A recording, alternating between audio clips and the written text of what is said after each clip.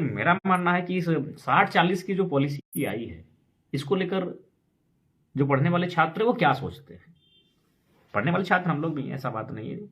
कल खुद मेरा पीएचडी का सेमिनार प्रेजेंटेशन है, थोड़ा सा उसकी तैयारी भी कर रहे थे, लेकिन इसी बीच बहुत दिनों से, खासकर जब से वो दुखद घटना मेरे साथ घटी, हम लाइव नहीं आ रहे थे और हिम्मत नहीं हो पा रहा था। लेकिन आज थोड़ा सा स्टूडेंट का मुद्दा है और बहुत ज्वलंत मुद्दा है 60-40, इसीलिए अपनी बातों को संदेश के तौर पर रखने के लिए हम आए हैं। तो ये अब डिपेंड छात्रों पर करेगा, जो अध्ययन कर रहे हैं, जो कोचिंग्स में परीक्षाओं की तैयारी कर रहे हैं। और यही नहीं, उनको भी सपोर्ट करना होगा जो इस राज्य के किसी भी, चाहे किसान कामगार ही क्यों ना है, क्योंकि आखिर आप आने वाले जनरेशन के लिए कुछ सोचें, लेकिन आने वाले जनरेशन के लिए 60-40 में कुछ नहीं बचेगा। इसलिए आज झारखंड राज्य के तमाम नौजवानों को आज एक बहुत बड़े आक्रोश, अपने आक्रोश को दिखाने की आवश्यकता है। इस हुक्मरान को, इस गवर्नमेंट को बताना होगा, आज बताना ही होगा कि भाई कितनी गंदी पॉलिसी आप लेकर आए हैं।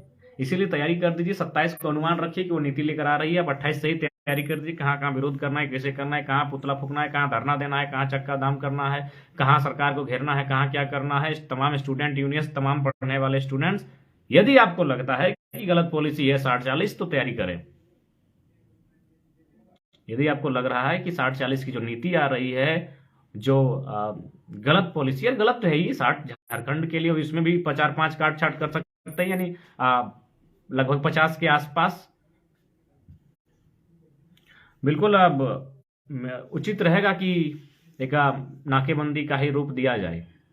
वैसे भी स्टेट से लेकर राज्य को अपनी छात्रों को अपनी शक्ति का परिचय करना ही होगा। बहुत दिन हुआ शांतिपूर्ण तरीके से मांगना, लेकिन ये हुक्मरान शांति की परिभाषा शायद नहीं समझते हैं।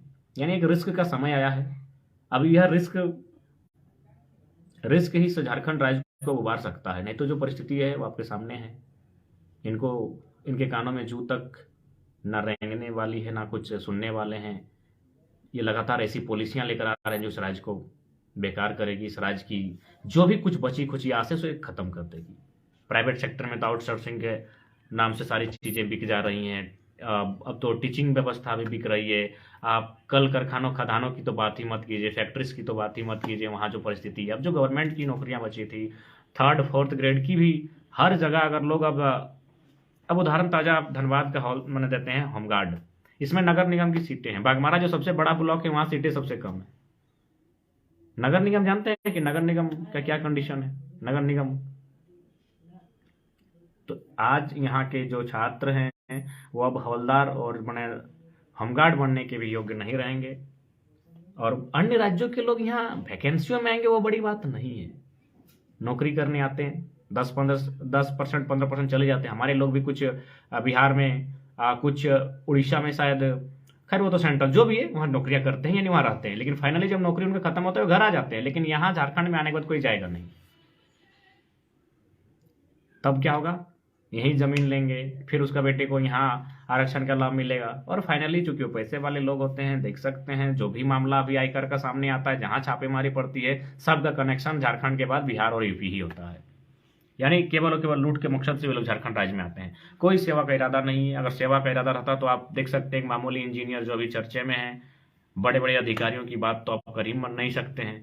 तो इसलिए आज झारखंड के तमाम छात्रों को 27 तारीख को अनुमान रखिए, जो कैबिनेट का प्रस्ताव आएगा, कैबिनेट की जो बैठक होगी उसमें चर्चा होगी इस नियोजन पॉलिसी को लेकर।